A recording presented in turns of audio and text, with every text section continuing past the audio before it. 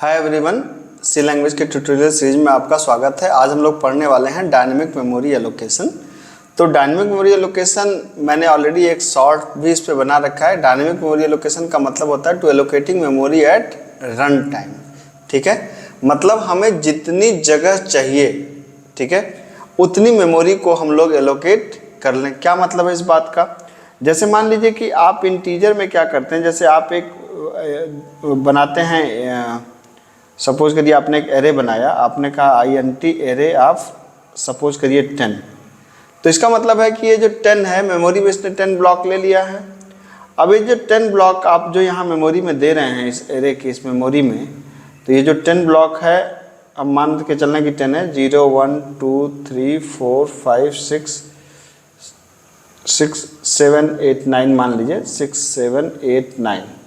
ठीक है, तो हो सकता है कि कई बार आपको 3 ही एलिमेंट प्रोसेस करने हो सकता है कभी 5 एलिमेंट प्रोसेस करने हो सकता है कभी 15 एलिमेंट प्रोसेस करने हो। तो अगर हमको इतने ज़्यादा एलिमेंट प्रोसेस अगर कम करने होंगे तो बाकी मेमोरी एरिया हमारी क्या जाएगी, वेस्ट जाएगी। और अगर हमें ज़्यादा करने होंगे तो क्या होगा, हमारी मेमोरी एरिया कम पड़ जाएगी। तो इसका मतलब ये होता है कि एरे में एक, इसीलिए इस एरे को बोलते हैं स्टैटिक मेमोरी एलोकेशन। कहने का मतलब कि ये फिक्स होता है। जैसे सपोज करिए कि आपके पास एक झोला है जिसकी कैपेसिटी 5 किलो है, तो आप उसमें मैक्सिमम 5 किलो तक का सामान ले सकते हैं। अगर मान लीजिए कि 6 किलो चाहिए तो नहीं ले सकते। अगर 1 किलो ले लें तो हाँ ले तो सकते हैं 1 किलो, लेकिन फिर 4 किलो की फालतू स्पेस जो है, जो रखने की जगह थी, वो अननेसेसरी बड़ा लगेगा, अननेसेसरी वेस्ट होगा वो। तो कहने का मतलब ये है कि स्टैटिक में क्या होता है कि फिक्स होता है साइज़। पहले से अगर हमको पता हो कि जो प्रॉब्लम हम करने जा रहे हैं वो इतनी ही मेमोरी लेगी तो स्टैटिक साइज में जाते हैं। लेकिन कई बार हमको ये नहीं पता होता। मान लीजिए कि आपके पास एक ऐसा झोला हो कि जिसमें सामान आप रखते जाएं और अपने आप क्या होता जाए, बड़ा होता जाए जितना आप सामान रखते जाएं। ठीक है, तो ये जो कंसेप्ट है इसको बोलते हैं डायनेमिक मेमोरी एलोकेशन। मतलब जितना चाहिए उतना मेमोरी को क्या करो, एलोकेट कर लो। तो अगर आपको डायनेमिक मेमोरी एलोकेशन करना है तो यहाँ पे 3 फंक्शंस हम लोग ज़्यादा इस्तेमाल करते हैं। पहला होता है मैलॉक फंक्शन, ये मेमोरी को एलोकेट करता है। इसका काम क्या होता है, ब्लॉक ऑफ मेमोरी क्रिएट करता है। इसका सिंटैक्स क्या होता है, data type star malloc size of data type.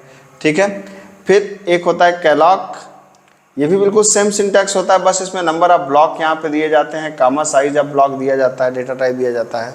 और कोई भी एलोकेटेड मेमोरी को फ्री करना हो तो आप यहाँ पे क्या यूज़ कर सकते हैं, फ्री फंक्शन यूज़ कर सकते हैं।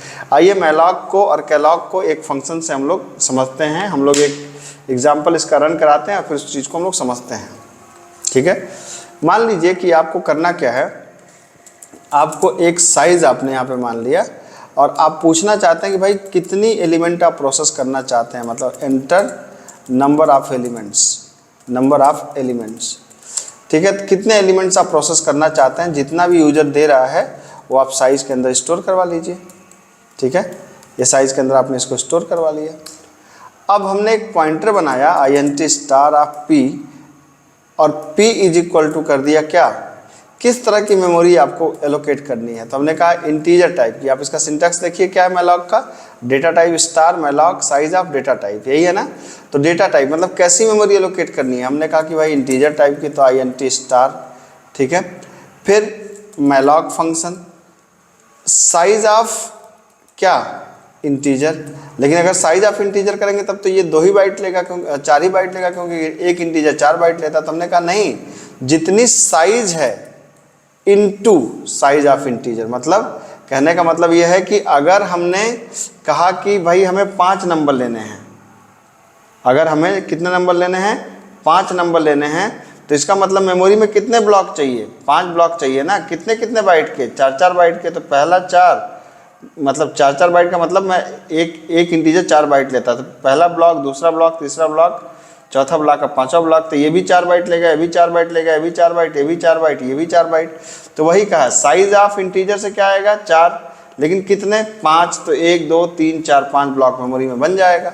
ठीक है, अब क्या हुआ, जब ये 5 ब्लॉक बन जाएगा तो अब ये एक ऐसा ब्लॉक बनेगा जिसमें 5 वैल्यूज को आप रख सकते हैं।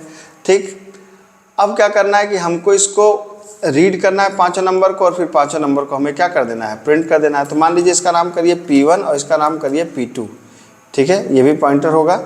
और ये जो P1 का एड्रेस है, P1 का एड्रेस है, इसको आप P2 के अंदर डाल दीजिए। क्यों डाल रहे हैं ये भी मैं अभी आपको बताऊंगा थोड़ी देर में। अब मान लीजिए कि आपने एक इंटीजर वेरिएबल ले लिया, नॉर्मल वेरिएबल, और पांचों वैल्यू को आपने रीड कर लिया। तो अब आप कह सकते हैं यहाँ पे कहिए प्रिंटर एंटर %d नंबर्स, ठीक है। तो आप कह रहे हैं कि भाई इतने नंबर दो, नंबर कितने हैं, डायनेमिक है तो साइज़ यहाँ पे हम दे रहे हैं। अब क्या कर सकते हैं हम लोग, लूप चला सकते हैं, i = 0, i लेस देन कितना, साइज i++, ठीक है। 0 से नहीं चलाने की जरूरत थी, 1 से भी चलाते कोई फर्क नहीं पड़ता, क्योंकि हम यहाँ पे लोकेशन पे बात नहीं करने जा रहे हैं।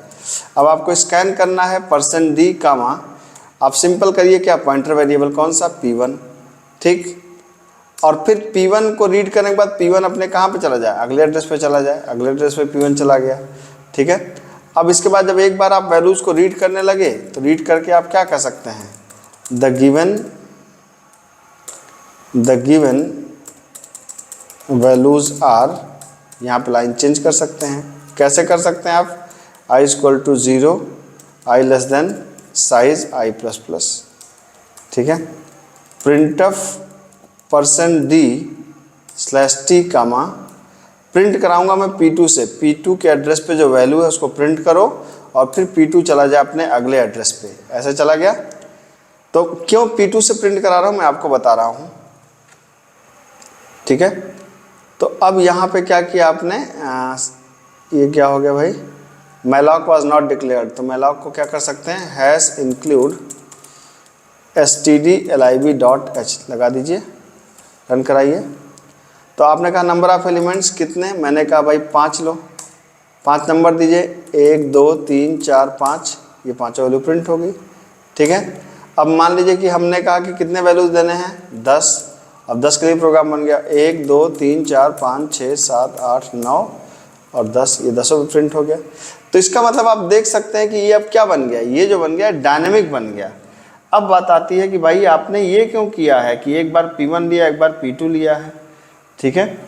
तो दिक्कत क्या हो रही है, हम चाहते तो P1 से भी कर सकते थे, फिर हमें वापस आना पड़ता। दिक्कत ये हो रही है कि आपको पॉइंटर अर्थमेटिक्स में आपको बताया था मैंने कि जैसे मान लीजिए कि आपने 5 नंबर लिया तो मेमोरी में ऐसा समझो कि 5 ब्लॉक बना, ठीक है, ये 0, ये 1, ये 2, ये 3, ये 4। तो इसका एड्रेस क्या होगा, 1024, इसका एड्रेस 1028, इसका 1032, इसका 1036 और इसका 1040। मैं मान के चला इंटीजर कितना लेता है, 4 बाइट लेता है। अब क्या है कि आपके ये जो एड्रेसेस हैं, तो हमारा पॉइंटर P1 किसको पॉइंट कर रहा था, पहले वाले को, और P2 किसको पॉइंट कर रहा था, ये भी पहले वाले को पॉइंट कर रहा था, दोनों सेम एड्रेस को पॉइंट कर रहे थे। अब जब आपने पहली वैल्यू रीड करी, जैसे मान लीजिए आपने पहले वैल्यू लिया 1, तो अब P1 अब कहाँ पे चला गया, इसके पास चला गया। फिर आपने जब 2 दिया तो P1 P1 यहाँ पे चला गया। फिर यहाँ पे जब वैल्यू दे के आप आगे बढ़े तो ये यहाँ पे चला गया। फिर आप यहाँ पे वैल्यू दे के जब आगे बढ़े तो P1 यहाँ पे चला गया, तो P1 यहाँ पे रुका। अब चूंकि P1 लास्ट में आकर के रुका है, तो अब हम P1 से आगे तो बढ़ नहीं सकते। तो 2 तरीके हैं, या तो हम P1 को वापस माइनस करते करते यहाँ पे लाएं, एक तरीका है। तो हमने ज़्यादा कॉम्प्लेक्सिटी को ना बढ़ाते हुए हमने सिंपली कहा कि भाई शुरुआत में P1 P2 को दोनों को एक ही मेमोरी पर रेफरेंस कर दो। तो जब एक ही मेमोरी पर रेफरेंस कर देगा तो भले P1 यहाँ चला गया, लेकिन P2 अभी भी कहाँ पे पड़ा है, पहली मेमोरी पर पड़ा है। तो पहली मेमोरी की वैल्यू ये प्रिंट हो गई। फिर प्लस P2 चला गया कहाँ पर, दूसरी मेमोरी पे, इसकी वैल्यू प्रिंट हो गई। फिर कहाँ चला गया, तीसरे पे P2 चला गया तो इसकी प्रिंट हो गई। इस तरीके से वो प्लस प्लस करते हुए आगे बढ़ जाएगा और उसको भी प्रिंट कर देगा, ठीक है।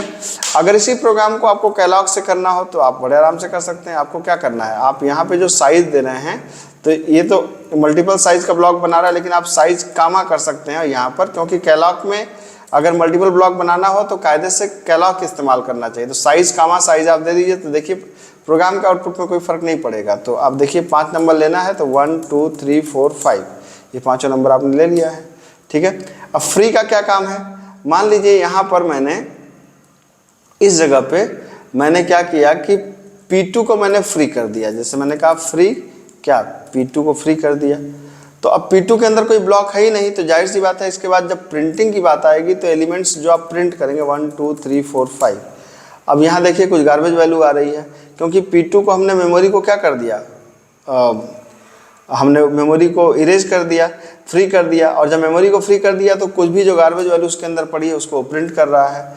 तो आप देख सकते हैं कि आप कैलॉग से या मेलॉग से या फ्री को डायनेमिक लिस्ट बनाने के लिए आप इस्तेमाल कर सकते हैं। इंटरव्यू में पूछे जाते हैं खासे ये, इनके सिंटैक्स को याद रखिए। और अगर आप लिंक लिस्ट वगैरह या एडवांस टॉपिक पढ़ने जा रहे हैं डेटा स्ट्रक्चर के, तो इन सब का यहीं से बात बल्कि चालू ही होती है। तो आपको इसको बहुत अच्छे से पढ़ना और समझना चाहिए। थैंक यू सो मच, मिलते हैं अगले लेक्चर में।